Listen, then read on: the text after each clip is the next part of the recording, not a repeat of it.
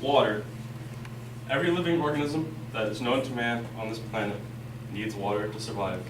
Not just any water, but clean, bacteria-free water. Americans, in general, take clean water for granted. But what would you do if your clean source of water was threatened? This video here is a clip from a documentary titled Gasland.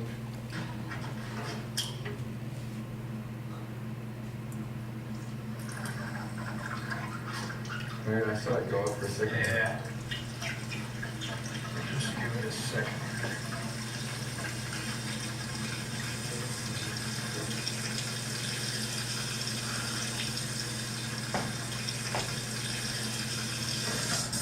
Whoa, Jesus Christ.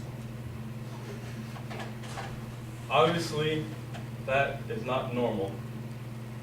The cause of that fire was from fracking. Now, many of you may not know what fracking is. Fracking is short for hydraulic fracturing. It's a technique used to extract natural gas out of deep wells and shale rock underneath the surface. The process for fracking involves drilling a deep well that goes down vertically and then breaks off horizontally into the shale rock, which is a tight, compact rock that holds the natural gas.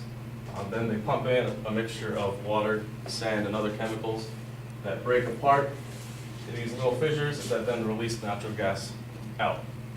Sounds fairly simple, but has quite a few problems involved in it. There has to be some benefit to fracking, otherwise it wouldn't be going on. It's a pretty big deal here in Pennsylvania and in other parts of the nation. With this map, you can see all the dark spots are where there is natural gas and shale. Up here in Pennsylvania is the Marcellus Shale. It reaches from New York down past Ohio. That's a big section. Another big section is in Texas with the Barnett Shale here. The U.S. Energy Information Administration estimates that there's 2,266 trillion cubic feet of natural gas deep inside the earth, only in the United States. There's also natural gas in other countries. That's the estimated amount here. It is also estimated that 26 trillion cubic feet are used per year in 2012. So that has the potential of lasting us 87 years if it's fully extracted from that. So, sounds good, right? Gets us out of our dependence on foreign oil. We have sort of clean energy here. I say it's sort of clean because it does burn cleaner than oil and coal. It releases less CO2 emissions when burned completely. Emphasis on keyword burned. All of this does not come without a price, though. There are several dangers and concerns with fracking that include water withdrawal, groundwater contamination, waste management, truck traffic, surface spills, and stormwater prevention. I'd like to start with water withdrawal. The process of fracking involves pumping the mixture of water, chemicals, and sand into the wells. Now, that mixture is 99% water, but it requires quite a bit of it. The initial dig and first frac use approximately 3 to 5 million gallons of water, followed by continuing fracs that need more water. A well could be fracked up to 18 times, so that's quite a bit of water to be used. Some quick calculations here. About 4 million for the initial frac and well, plus another 18 additional fracs, and there are over 1 million wells currently in the United States, is 72 trillion gallons of water. That is a lot of clean water that then becomes contaminated and no longer available for drinking purposes. And that is just here in the United States. We also have water and ground contamination as well as air contamination.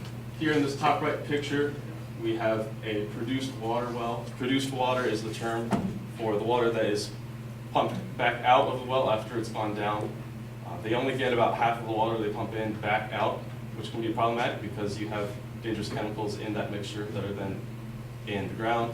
What they do get is stored in these giant outdoor pits here, and then are eventually pumped out.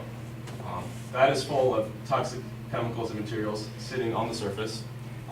You can see there's kind of a tarp to keep it from sinking back into the ground, but that's not always effective. And this dark spot here is spillage. This is in Dimmitt, Pennsylvania. It's obviously not being all contained, can seep back into the ground and then into water supplies. Also, shockingly enough, they use sprayers to mist this toxic water into the air to be evaporated with sunlight. That means that all of the chemicals are then being brought up into the atmosphere, then can result in acid rain and other forms that can contaminate the water supply.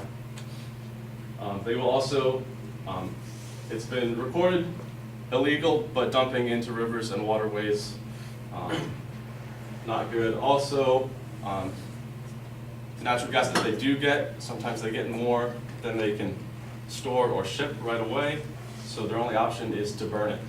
They have excess fuel, they're just wasting it, burning it, more CO2 into the atmosphere, which is not good.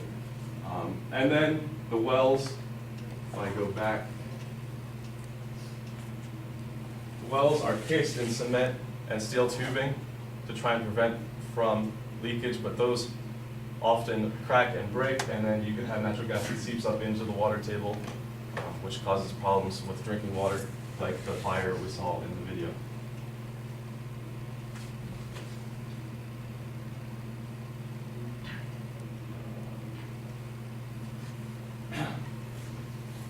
Okay, we also have what's called wet methane. Methane is the main ingredient in natural gas. When it's extracted, it is wet because of all the water and chemicals that are used to extract it. In order to get the wetness, we'll say, off of the methane, they have to put it in a separator, which heats it up and then evaporates all the produced water. That's another way that the produced water is then pumped into the atmosphere. Truck traffic.